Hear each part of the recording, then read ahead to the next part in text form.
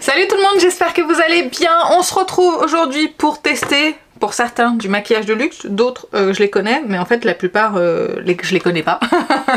J'espère que la vidéo va vous plaire, si c'est le cas n'hésitez pas à la liker, et si vous n'êtes pas abonné n'hésitez pas à le faire, c'est juste en dessous. Donc on va voir ensemble si ce maquillage vaut son prix, et voir si le résultat final vaut le coup d'œil. Au fait, j'ai pas les cheveux sales, j'ai pas les cheveux gras, ils sont mouillés, c'est tout. Parce que franchement, je n'avais strictement aucune envie de me coiffer aujourd'hui. Je vais les détacher une fois qu'on aura fini la vidéo, ils vont faire leur vie au naturel. Mais là, vraiment, je n'avais pas envie. Bref, on n'est pas là pour parler de mes cheveux. On va commencer par un fard à paupières. C'est le fard à paupières de chez Chantecaille qui coûte une maudite somme de 59 €. Oui, je sais, ça fait mal. Que j'ai pris en teinte, je crois que c'est la teinte éléphant en fait, parce que c'est un gris taupe chatoyant. Et je l'ai déjà essayé une fois. On verra ce que ça donne, j'ai pas d'avis encore pour le moment. Voici comment se présente le packaging secondaire qui est ma foi très joli. Et le... non. Oui, si, le packaging primaire, je vais y arriver. Et voilà, qui se présente comme ceci. Je dois dire que là, le packaging sur ce fard à paupières là fait plutôt de bonne qualité, contrairement aux autres produits que je vais vous montrer juste après. Au niveau de la teinte, je vais vous faire un petit swatch. Et je vais faire d'abord un creux de paupière parce que quand même, hein, on va essayer de faire des choses correctes et après on va appliquer ça sur la paupière. Je vous avouerai que déjà sur le swatch comme ça, j'ai pas l'impression que ça soit le truc de malade. Et je m'attendais quand même à un petit peu mieux, donc j'espère que ça va me plaire. Je vais juste faire un creux de paupière avec le bronzer, mais ça on en reparle plus tard. J'ai pas poudré ma base à paupières pour que le fard Chantecaille accroche le plus possible. Donc j'espère que ça va aller. Je sais pas pourquoi je chuchote. Je suis toute excitée. Je sais pas pourquoi. Hein. Parce qu'en plus, en fait, je pense que je suis un peu stressée. Je vais vous dire pourquoi. Je pense que ça sera fait au moment où vous verrez cette vidéo. Mais je vais faire un test avec des gouttes chez l'ophtalmo pour voir mes yeux, ce que j'ai réellement. Ces gouttes, ça floute la vue. Ça me fait peur. La trouille. Oui, je sais, c'est pas grand chose. Il y en a beaucoup qui le font régulièrement. Mais ça me fout la trouille. Voilà. Déjà, j'aime pas qu'on touche à mes yeux en ce moment, vous comprenez ? En tout cas, en creux, il est sympa ce bronzer. Il est bien pigmenté, je m'attendais pas à ça. Et puis, même sur une base pas poudrée, ça marche bien. Ouais, donc du coup, j'ai un peu la trouille là. C'est dans quelques jours et j'ai pas envie. Mais en même temps, j'ai envie. Et j'espère, je vous le dis très honnêtement, j'espère qu'ils vont trouver quelque chose. Genre, je suis hyper métrope qui n'arrive plus à s'accommoder, si vous voulez. Pas du genre j'ai un problème à l'œil, hein, c'est pas ce que je veux dire. Mais que j'ai une correction optique qui soit adaptée à ce que j'ai.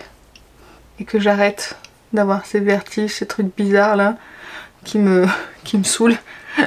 Enfin bon, on n'est pas là pour parler de ça, mais c'est juste pour le partager parce que du coup ça m'a un petit peu stressée quand même. Voilà, le creux de paupière est fait. On va passer maintenant à l'application du fard. Je vais faire qu'au doigt parce que je pense qu'au pinceau ce sera pas assez. On va le tapoter pour essayer d'en retirer le meilleur. Oh si ça va, c'est joli. C'est pas non plus révolutionnaire, mais c'est joli. Ce que je vais faire, c'est que je vais reprendre mon pinceau estompeur. Je prends du fard à paupières et je vais en tapoter un petit peu là dans le creux pour essayer de fondre les deux teintes ensemble, faire un petit peu genre smoky. Il ressort très orangé dans le retour, le bronzer, c'est orangé certes parce que c'est un bronzer chaud, mais ça n'est pas tant que ça. Hein. C'est très intense, c'est trop intense ce que je fais. C'est pas ce que je voulais. Après il faut se dire que je vais nettoyer, hein. Ça va être moins intense, mais c'est pas exactement ce que je voulais. Je vous dis, je suis perturbée. Je vais estomper un petit peu là. Je suis tellement perturbée que je me suis collée du fard à paupières sur la joue. Non mais je vous jure. Voilà ce que ça donne. On va attendre de mettre le mascara, de faire le teint pour que je donne mon avis sur le fard à paupières. Voir un peu ce que ça donne. Il y a des jolies petites paillettes dorées dedans. Je peux pas le nier. C'est pas vilain. Mais je vous dirai à la fin si ça vaut son prix ou pas. Je me démaquille la joue, j'arrive. On va passer maintenant à l'application de la base. Et je vous reparle de cette base de chez Hourglass. C'est la Vanish Airbrush Primer, la base finition vaporisée qui coûte 10 ml 25 ou 27 € selon les sites, ou 67 € les 30 ml, quelque chose comme ça. Mal. J'ai celle-ci en 10 ml, je l'ai rachetée en 30 ml pendant les journées Gold pour avoir moins 25%, parce que là celle-ci elle va pas durer très longtemps, elle arrive déjà à la fin, et c'est une base que j'aime beaucoup. Alors c'est pas une base que j'utiliserai, je pense, en hiver. C'est pas une base qui est hyper hydratante, elle hydrate mais c'est pas son point fort. Son point fort c'est vraiment de lisser le grain de peau parce qu'elle a du silicone dedans, de faire tenir le maquillage et d'empêcher de briller. Elle est très forte pour ça, honnêtement, je l'aime beaucoup. C'est vraiment une belle base, un beau coup de cœur, mais c'est quand même super cher. Même si elle est chère, il y a du résultat. Je trouve, pour moi, par rapport au résultat que j'ai sur ma peau, qu'elle vaut son prix. Là, je peux vous le dire direct, je vous en ai déjà parlé dans une précédente vidéo. Je suis vraiment tombée amoureuse de cette base Hourglass, hein, vraiment. On va appliquer maintenant le fond de teint. Il s'agit du fond de teint éclat parfait Luminous Silk de chez Armani, que je n'ai jamais appliqué, que j'ai en miniature. C'est 10 ou 15 ml, je ne me souviens plus. 18, oh, j'y étais pas du tout. Et que j'ai en teinte numéro 4. Donc c'est la première fois que je vais l'appliquer. Ça fait des mois et des mois et des mois qu'il est dans mes tiroirs et je ne l'ai pas encore utilisé. Honte à moi. Hop, j'ai mis 2-3 petites pompes, hein. En gros ça doit faire 2 pompes. Et on va l'appliquer ensemble. Est-ce que c'est un fond de teint que vous avez vous déjà essayé? Il sent pas bon. Tu es pas périmé au moins? Non? Non mais ça fait même pas un an qu'il est dans mes tiroirs. Il sent pas bon du tout. C'est normal ça? Si vous l'avez essayé, dites-moi. En tout cas la teinte elle est très bien. Alors je pense que c'est un fond de teint qui est plus lumineux de base. Mais là j'ai ma base qui matifie un petit peu le teint. Enfin je pense hein. Parce qu'ils disent Luminous Silk, c'est que c'est un fond de teint lumineux, non? On est sur une couvrance légère je dirais. Parce qu'on voit beaucoup plus mes taches que quand je mets... Qu'est-ce que j'ai testé comme fond de teint dernièrement? Je trouve qu'il est moins couvrant que celui-ci de Maybelline. Il est moins couvrant que le The Ordinary là, que j'ai en ce moment. Je trouve qu'on voit plus mes taches en transparence. Cependant il est beau sur la peau. Hein. C'est très très joli ça. Il n'y a pas d'effet de matière, même au contour de ma bouche. Non, c'est très très beau, il s'applique bien. J'aime bien son rendu, c'est très léger, c'est fin. Donnez-moi votre avis sur ce fond de teint vu que c'est un best-seller quand même chez Armani. Je suis plutôt ravie de ce que je vois. J'aime bien ce teint un petit peu naturel. Ça manque un poil de couvrance pour mes taches. Mais je pense que je vais faire de la correction avec un anti-cerne. Donc c'est du luxe aussi, c'est un Lancôme. Mais en fait il me va pas en anti-cerne. Donc du coup celui-ci je l'utilise en correcteur quand le fond de teint il est pas assez couvrant. Parce que là on voit beaucoup mes taches. Et après pour le bronzer honnêtement c'est moins joli. Donc là voilà ça va apporter un peu plus de couvrance. En général je le fais avec celui-ci avant d'appliquer mon fond de teint. Mais là c'est pas grave, c'était pour voir un peu la couvrance du fond de teint. Mais là c'est déjà mieux là. Vous voyez la couvrance par rapport à ce côté là. C'est mieux et au moins mes taches elles seront déjà un peu plus camouflées. J'aurais pu essayer de moduler aussi le fond de teint. Hein. Pas grave. Au niveau des promesses j'ai même pas regardé.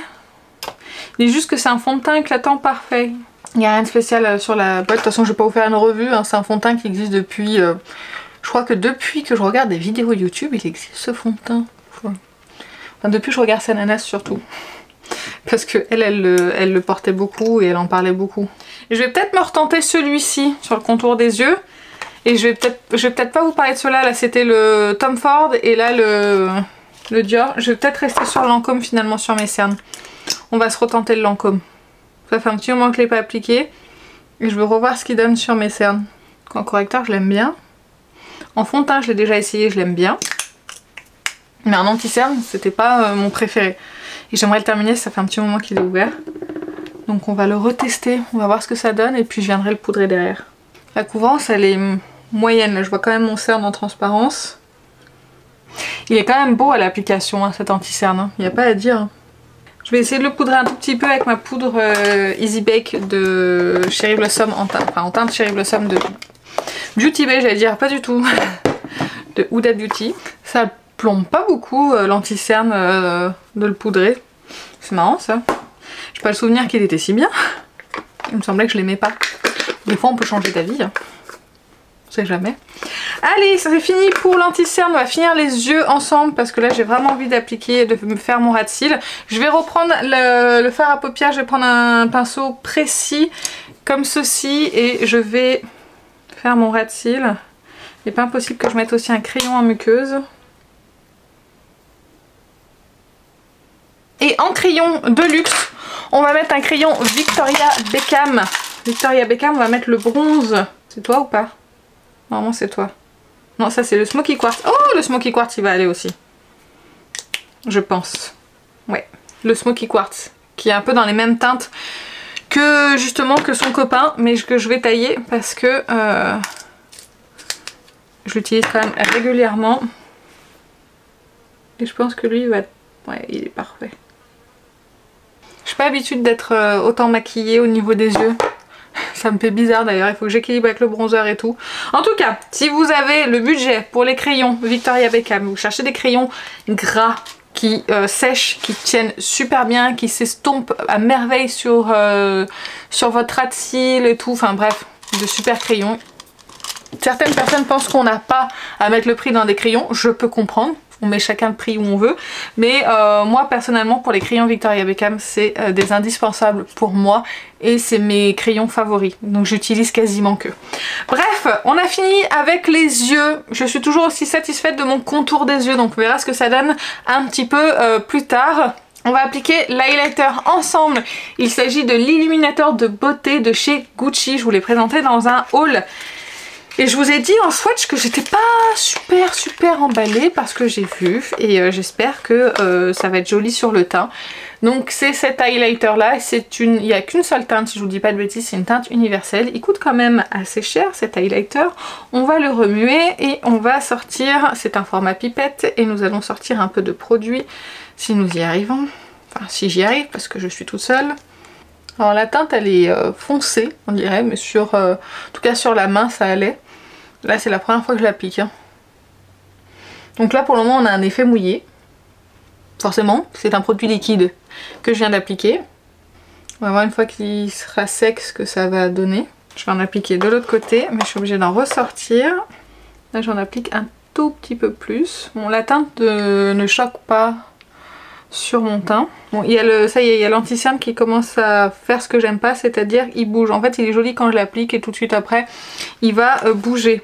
Alors, au niveau de l'highlighter, là il est un petit peu séché, pas complètement, mais il commence à sécher, on le voit toujours un petit peu. Ça fait vraiment un effet un petit peu mouillé sur la peau, très légèrement satiné. Donc si vous aimez les highlighters qui se voient, c'est pas pour vous. Si vous aimez les highlighters, c'est plus un illuminateur en fait finalement qu'autre chose, pourquoi pas? Parce qu'on a un léger lumineux, mais c'est très léger, c'est très léger. On va pas voir que vous avez de l'highlighter par exemple, vraiment pas. Non là vraiment on commence à presque plus le voir là sur ce côté là. Donc je trouve ça dommage. Là on le voit toujours parce qu'il est mouillé, il est pas complètement sec, mais là on le voit quasiment plus. C'est bien dommage. Bref. Je le réappliquerai peut-être si j'oublie pas sur teint poudré. Je vais replacer un petit peu mon anti-cerne parce que quand même ça bouge. Et on va passer à la poudre. Il s'agit de la poudre Luminous Silk Glow Fusion Powder en teinte numéro 2 de Armani que j'ai déjà depuis un certain temps, que j'ai testé et que j'ai approuvé et que j'aime beaucoup et que je vais appliquer avec vous aujourd'hui. C'est parce que je la trouve très belle, imperceptible, lumineuse mais pas trop non plus. Vous cherchez une poudre lumineuse, fine, un petit peu crémeuse, je trouve. Elle est très belle. Elle n'a pas vraiment d'effet lissant sur mon teint, mais par contre elle est très jolie. Et elle a un éclat vraiment naturel, je trouve. On passe maintenant au bronzer. J'avais très envie d'utiliser ce bronzer de Chantecaille. Vous avez un packaging qui se présente comme ceci, et celui-ci comme ceci. Je vous montre un petit peu plus près quand même. Voilà, comme ça paraît joli. Mais je sais pas si vous entendez, mais c'est du plastique. Plastique. Pardon. C'est du plastique, ça coûte 85 € et c'est du plastique. On a 8 grammes dedans, mais ça reste du plastique. Je comprends pas. Je comprends pas qu'on puisse faire un packaging aussi bas de gamme avec ce genre de prix. Franchement, je m'attendais pas à ça. Donc je prends un pinceau de chez Smashbox, c'est le Buildable Cheek, et je vais appliquer. Et il se prélève pas, je pense qu'il faut que je prenne un pinceau peut-être un tout petit peu plus dense. Si ça commence à se construire doucement. Je vous ai pas fait de swatch, mais bon, swatch d'un bronzer c'est quand même pas hyper évident. Alors si ça y est, on commence à bien le voir là sur le teint. Il commence à se construire. Il est beau, il est lumineux. Il donne plus de lumière que l'highlighter. Non, il est beau, il est lumineux, ils se font bien. J'aime bien la teinte, c'est une teinte chaude, c'est un bronzer.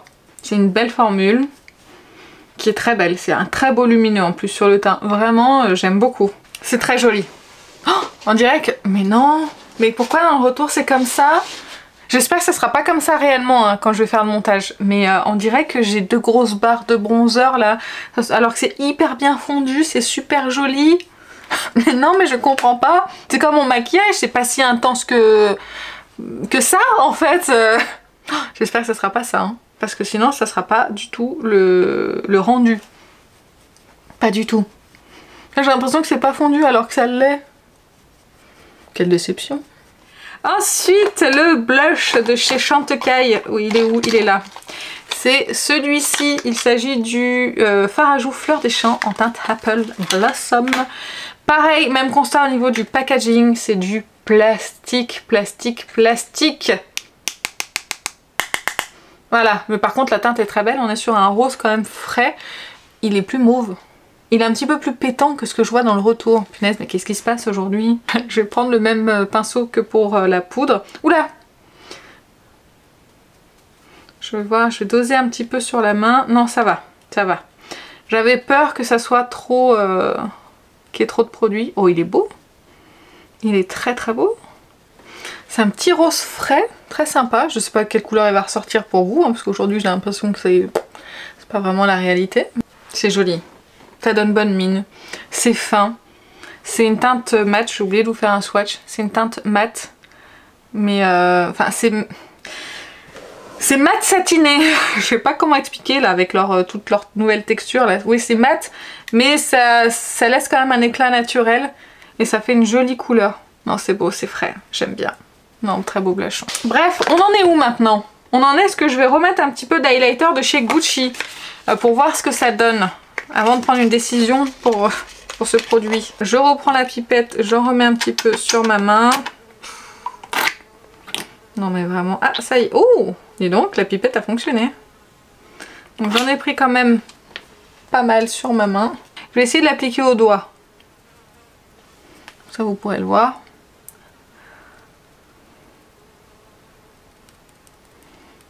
Ça fait un tout petit éclat, mais c'est très léger quoi. Autant rien mettre en fait. Moi quand je mets de l'highlighter, c'est pour ça highlight.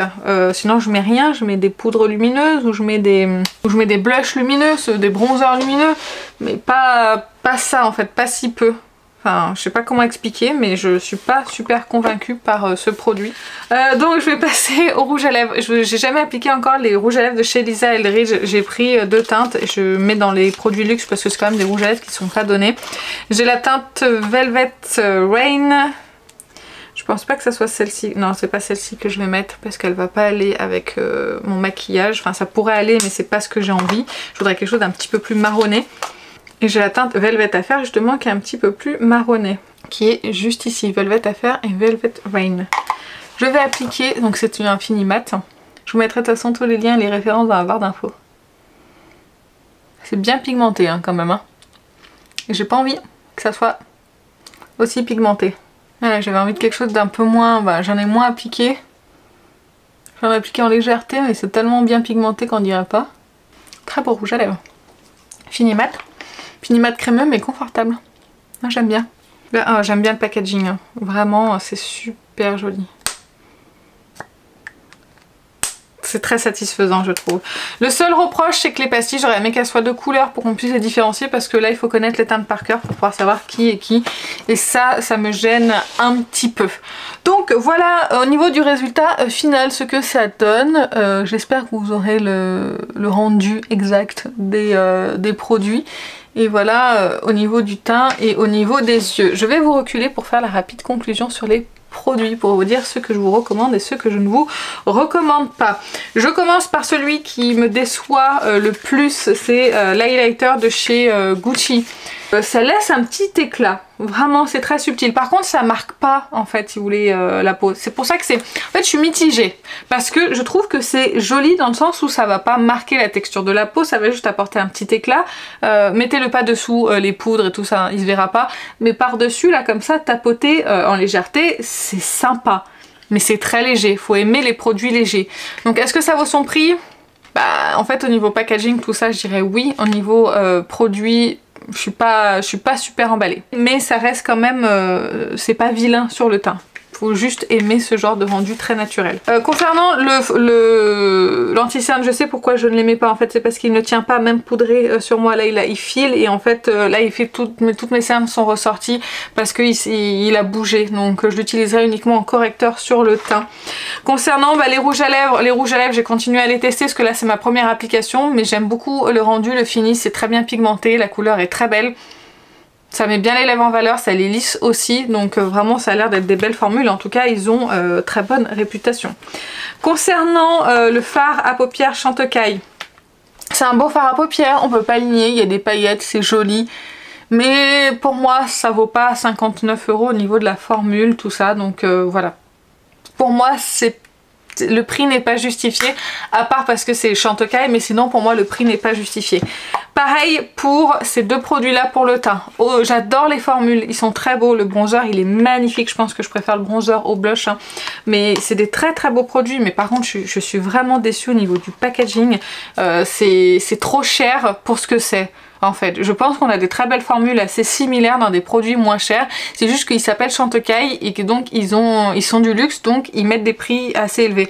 Par contre, quand on est une marque de luxe, il faut qu'on ait des beaux packaging, des beaux produits, une belle marque, des beaux designs. Je pense qu'on peut pas avoir des packaging aussi plastiques, aussi bas de gamme quand on est une marque qu'on vend à ces prix là. Pour moi ça va pas du tout avec l'image de marque et je trouve ça bien dommage, mais c'est quand même des très bons produits. Les produits à l'intérieur sont excellents, les formules sont très belles, c'est très fin, ça s'applique bien, c'est très joli. Concernant le fond de teint, bah écoutez, pour le moment je suis agréablement surprise, j'aime beaucoup ce que je vois, tout comme la base, hein, la base Hourglass, vraiment grand favori, ça me lisse le teint, j'ai un teint de poupée, les deux ensemble ça va super bien, plus la poudre, franchement trio gagnant, trio très cher mais trio gagnant. J'aime beaucoup le résultat, c'est vraiment très beau. Donc voilà, tous ces produits teints par contre je vous les recommande. On verra au niveau de la tenue, je vous mettrai une petite annotation ici pour voir ce que ça a donné. Mais en général quand je mets un fond de teint avec cette base, ça tient sans aucun problème. Donc voilà, je pense que j'ai fait le tour des produits. J'espère que la vidéo vous a plu. Comme je vous ai dit, si c'est le cas, vous la likez, vous abonnez et vous me dites vos produits luxe favoris dans les commentaires. Et bah écoutez, moi sur ce je vais vous laisser, je vous fais plein d'énormes bisous et je vous dis à très bientôt. Salut!